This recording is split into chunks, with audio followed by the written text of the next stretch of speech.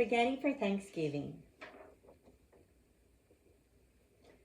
Waylon was a boy who loved to ask questions. He was curious, and his questions often led him to many fun adventures. This was great for Waylon. He was a foster kid, so liking new things helped him in more ways than one. Thanksgiving was Waylon's favorite holiday, and this year was especially exciting. He had a new family to celebrate with, and his foster mom, Callie, had told him that this Thanksgiving was going to be surprisingly different.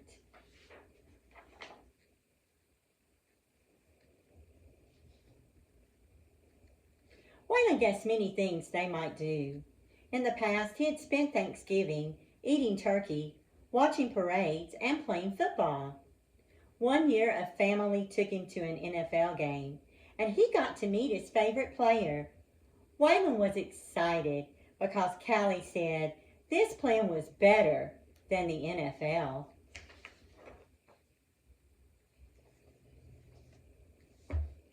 Callie had gotten an idea from something she had heard at church, so she asked Waylon if he would like to volunteer at a food bank. Waylon wasn't sure how he felt about it. He had never been to a food bank before. He had mixed feelings about his new family's Thanksgiving plans. Then Waylon had an idea of his own.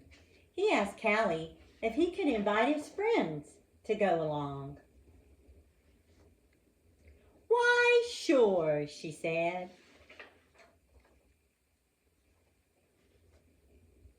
So Waylon asked his two best friends, Hamby and Lulu, to join. Lulu's mom said yes right away. She had heard the same message as Callie.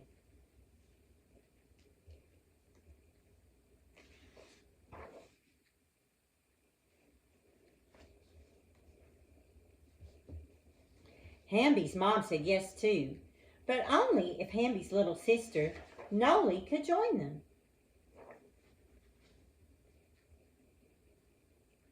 The food bank was buzzing with activity when Waylon and his friends arrived. Volunteers hustled around the kitchen, packing boxes and handing out food.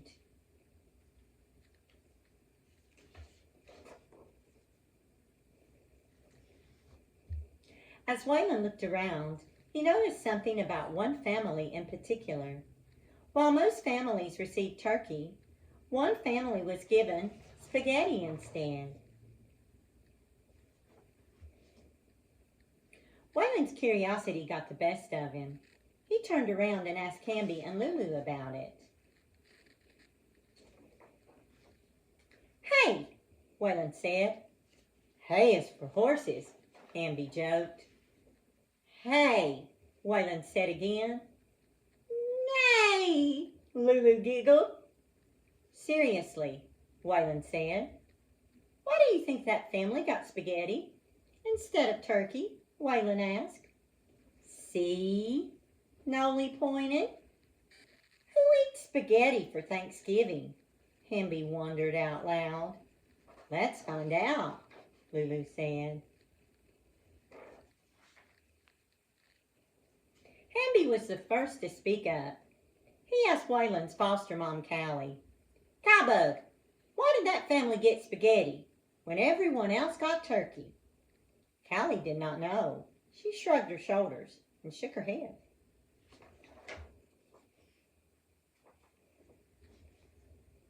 Lulu asked Noli, "Noli, do you know why that family got spaghetti instead of turkey?" Noli nodded her head up and down and smiled at Lulu. "Yes," Noli said. "But yes was all," Noli said. Waylon asked Sandra and Dora. They were the ladies in charge of the food bank. "Do you know why that family got spaghetti instead of turkey for Thanksgiving?" The lady smiled back at Waylon. Yes, they knew why the family was eating spaghetti instead of turkey for Thanksgiving. But no, they could not answer Waylon's question. He would have to find out on his own. As Waylon pondered what to do next, Sandra tapped him on the shoulder. Waylon, look over there at Nolly. Waylon, Hamby, and Lulu turned around. Nolly had waddled over to the table on her own. The older man patted Nolly on her head as she ate spaghetti from the man's plate. Hamby was mortified. She has no manners, he whispered to Lulu. The man heard Hamby and turned around. Hello, he said, greeting the children. Can I help you?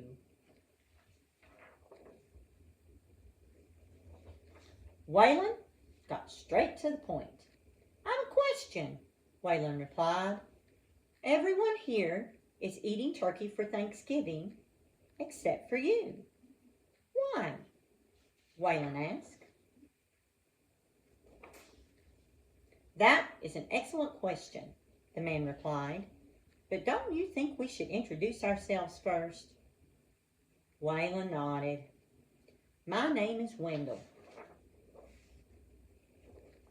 And this is my family.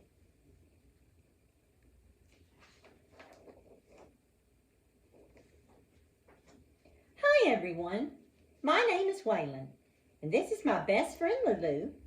This is my BFF, Hamby, and that's Hamby's sister, Nolly. Wendell repeated each name, one at a time. Waylon, Hamby, Lulu, and Nolly.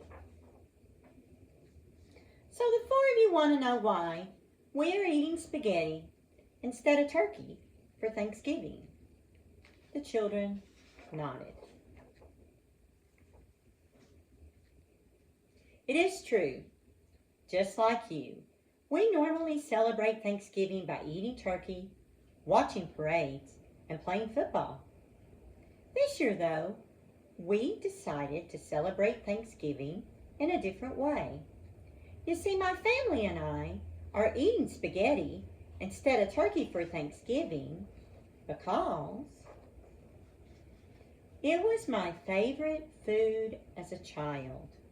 My mom used to make it for me when I was no bigger than Nolly. I was a picky eater, and it was the one food I would always eat. I have never forgotten the taste of my mom's spaghetti. Spaghetti reminds me of my family, so I eat it on Thanksgiving and give thanks for them. What happened to your family? Waylon asked quietly. Why aren't they here too? Wendell's face softened. Let me put it to you this way, he said, his voice low. I lost my family when I was just a boy. That's why they're not here now. How? Hamby asked.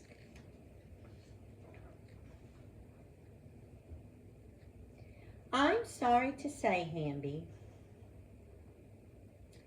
Wendell began to speak about the last memory he had of each one, about the last time he saw them, held their hands, their last words, how they smelled, their last kiss. As Hamby started to say something, Lulu interrupted him. Shh, Lulu said. Let Wendell and his family eat. Instead, maybe we could ask our teacher if Wendell could join us as a special guest when we share our book reports. The children were reading about Anne Frank in school, and they were beginning to notice similarities between her story and Wendell's. "It's okay," Wendell said gently. "There's one more person I want you to know about. It's my best friend, Sid." Sid was smart and loved to ask questions, just like you, Waylon. And she was funny, just like you, Hamby. She was kind and caring, just like you, Lulu. But most of all, she was cute as a button, just like you, Noli. The children giggled. Wendell's voice grew quieter. Sid was my big sister, and she was my very best friend. He paused. "The last time I saw her was through a crack in a sewer drain. My mother had placed me there the night before to keep me hidden from prying eyes. I was the only one small enough to fit inside." "Oh," Waylon whispered, wiping away a tear that had started to form. "You didn't stay down there forever, right?" Hamby asked. "No," Wendell said softly. "I came out when there was no one else around, when everyone was gone. After that, I made new family and friends, but I've never forgotten the ones I lost." The children fell quiet. They were beginning to understand why Wendell and his family ate spaghetti instead of turkey on Thanksgiving. Finally, Hamby broke the silence. "Doesn't seem like you have a lot to be thankful for," he sighed. "I think I do," Wendell said, nodding gently. "You see, Hamby, my story doesn't end in a sewer drain." He paused. "Don't get me wrong," Wendell added. "It wasn't easy. But if I had never found my new family, I would have never met new friends. And it turns out I met my best friend after all the others." Lulu leaned in, her eyes wide. "Who is your best friend?" she asked. Just then, Dora appeared at the table, carrying a fresh bowl of spaghetti. Noli looked up and squealed, "Dora!" Wendell smiled. "Yes, Noli, that's correct," he exclaimed. "My best friend is Dora." Waylon sat quietly for a moment, letting everything Wendell had shared sink in. Then he spoke up with another question. "Were you a foster kid?" he asked. Wendell nodded slowly. "I suppose you can say that," he replied. Waylon's eyes lit up. "I am a foster kid," Waylon said proudly. "Cowbug said I'm so special, it takes an entire village to raise me." "She said you were a handful," Lulu teased. "She said I was special," Waylon countered proudly. "She said that God put a bunch of people in my life to make sure I get raised right. And besides, I like it that everyone finds me so adorable." The children giggled. "I have an idea," Waylon said suddenly. "Why don't we be best friends?" Waylon beamed. "Waylon and Wendell, best friends, forever at last." Wendell hugged him and nodded, eyes shining. "My new BFF. Waylon," he said. "Wendell and Waylon, best friends forever at last. But Hamby was still stuck on the turkey. So let me get this straight, Hamby said, tilting his head. Thanksgiving isn't about eating turkey. Wendell chuckled. No, Hamby, it isn't. Thanksgiving is about more than just the food. It's about a country and a feeling. It's about being thankful for a place where we can be free. We celebrate Thanksgiving just as President Lincoln intended, because we are free to do it. And that freedom means we choose to remember our families and what makes us thankful, however we choose. For me, it's spaghetti, because it reminds me of my family. And maybe for you, Hamby, it's turkey, I assume? Hamby thought about it for a moment, and then he grinned. As long as people are free to eat anything they want on Thanksgiving Day, or any day, I'm for it. I can eat turkey with Mom and Dad, and spaghetti with you.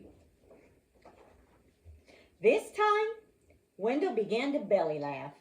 But before he could answer Hamby, Noli chimed in. Penny! Yes, Noli, Lulu said.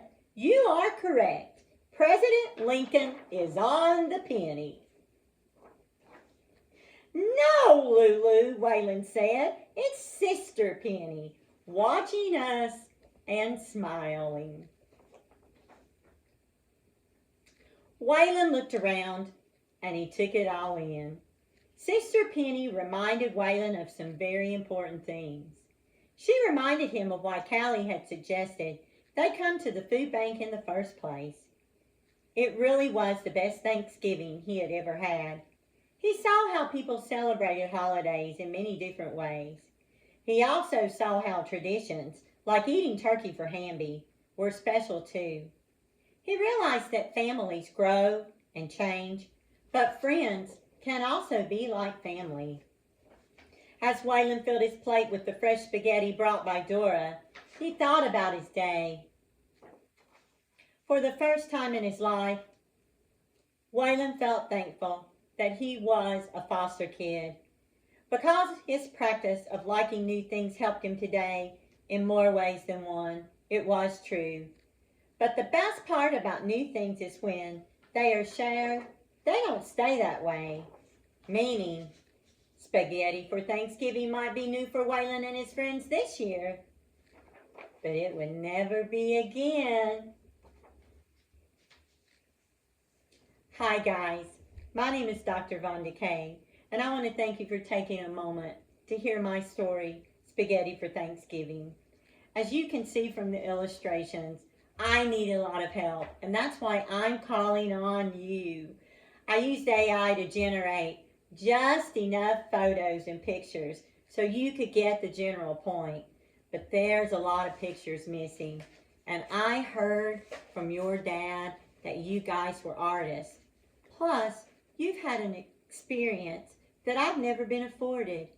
You went to a very special place over the summer, a couple of summers ago maybe, or maybe it was last summer, and you got to visit the Holocaust Museum, and I've never been there.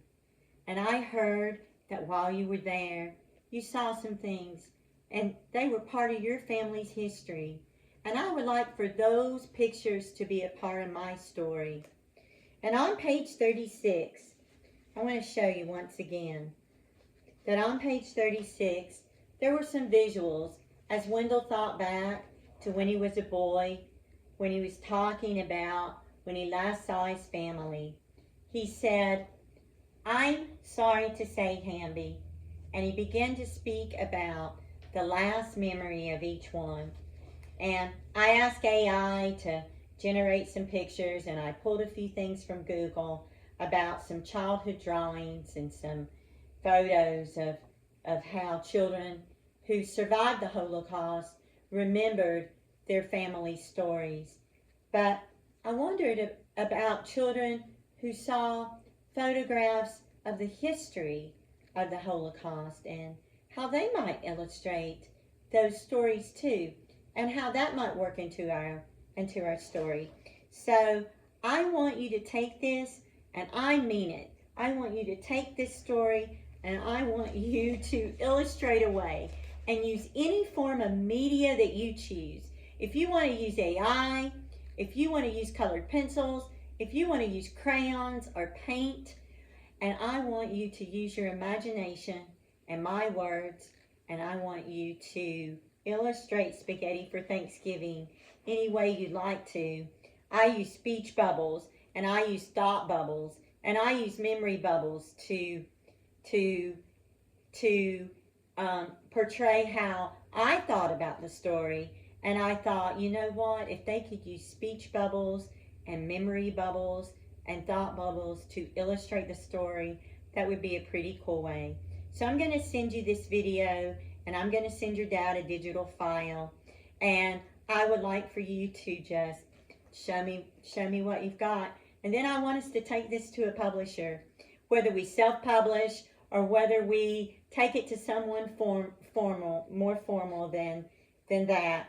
But I want to get this out there. I want children all over the world to hear spaghetti for Thanksgiving, because I think it's a story worth telling. I think your family's history is a story worth telling. I've asked your mom and dad and Carm to read the story first, just to make sure that it's okay. But this story's been shared with children already. I focus grouped it. I took it to a school and I shared it with children already, and it's already been read by several children, and they really liked it. Most importantly, though, it was written by a child. It was co-written by a child named Waylon. Waylon's a foster child, and he was with me last summer. My goddaughter was fostering him, and I was fortunate enough to babysit Waylon. And he's moved on, and I'm not exactly sure where he is, but Waylon was part of writing this story, and he was part of generating those initial AI pictures that you saw.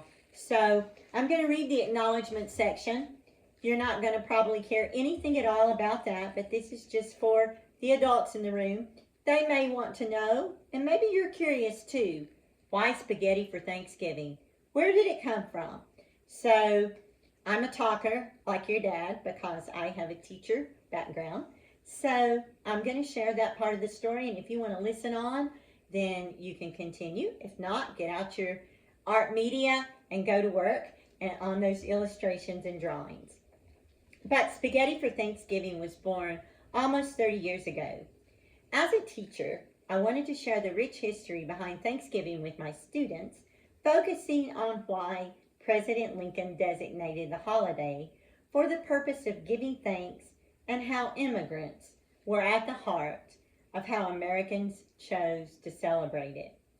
These families brought traditions from other countries that enriched us as a nation, weaving together the fabric of what we now cherish as sacred.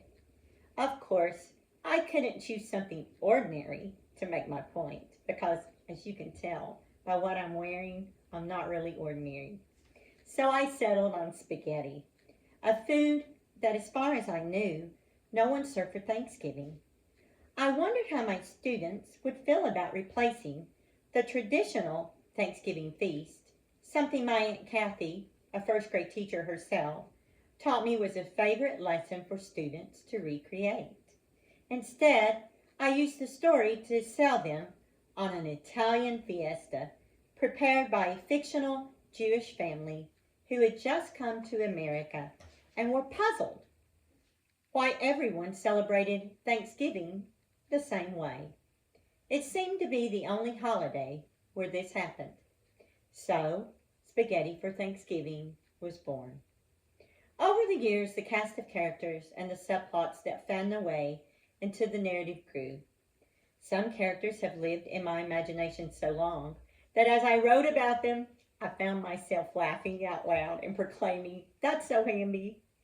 Other characters are named after loved ones who embody a piece of them. They are credited below. Wendell is my husband. Melody is our daughter. Callie is our goddaughter. And Little Bit is our dog. Kyrie is a member of Callie's family and loved by us. We met Braden at our church, Grace Tabernacle in Bristol. Sydney represents one of the many families who come to mind when we say, friends can be like family. Sister Penny is the First Lady of First Apostolic Church in Maryville, Virginia. Baltimore Ravens kicker number 11, Jordan Stout, is a distant cousin. His great-grandpa was my grandmother's younger brother. Annie Wilson wrote My Jesus. I guess you can call it a family anthem. We sing it a lot around here. I Am Anne Frank was written by Brad Meltzer. Sandra and Ken Dora co-direct a food bank in Robeson County, North Carolina, called God Did It. Waylon served as the head of my juvenile focus group and as editor-in-chief. Kyrie and Jeremiah also served as editors. We are protecting Waylon's identity. He is only 8. I chose to publish Spaghetti for Thanksgiving because of him. It was our summer project. His final feedback as editor-in-chief of this story was, Vonda, are you sure you've done your best? I responded, I hope so, Waylon. My name isn't the only one on the cover. He grinned. So, you heard a few names in there. Those are part of the speech bubbles. And there is an appendix section for a religious section. And that's something that I'll talk about later. But there is a religious component to it. And we can do this for a specific audience if we want to. And I have an example of that I can talk about in the future after we have a publisher. I have a Christian version, there's a Jewish version, there's a Mormon version, there's a Catholic version, and there's a Muslim version. And I have focus group those as well. Finally, we have a dedication section. And I thought that I would dedicate my part to my great nephew Dakota. I hope you grow up to be a reader someday, and are proud that your great aunt authored this book. But I thought you guys, if you help me illustrate it, would want to do a dedication section too, and I'd be very proud to include that. You know, the other folks I mentioned, they're in a mention section, but when you're the illustrator of a book and your mom and dad can talk to you about this, you get to do, you're like the author. Your name gets to be on the front cover, and you get not just a cameo and not just a mention, but your name gets to be a part of the book because you get to be the illustrator. And I just wanted you to know that. This is more than just a cameo, I want you to know. I really would like to partner with you. I think there's a place here for you. And then I have my contact. So if you're interested, don't feel pressured, don't feel like you have to. But if you're interested, my name is Dr. Vonda Kay, and here's my contact information. If you have questions, you can have your mom and dad email me, but please feel free to email me too, because sometimes kids can say it in a way that moms and dads can't. And since I've been a school teacher, you don't have to worry about how you say it. You can use different media, you can do a video clip, you can do an audio clip, and I'm okay with any way you want to say it. And believe you me, you don't have to worry about phrasing it properly or using good English or anything like that. Any way you want to say it to me, I understand. So thank you so much for considering my pitch. I know it's a little long, it's 30 minutes long. I hope it's not boring. And thank you so much to the Wallman family for everything you brought to me. I was inspired also by your story, and I think it's so interesting that as I had the narrative, that the illustrated part, as I put the words on paper last summer, and your dad was telling me about your trip, that those visuals came to life for me. Thank you.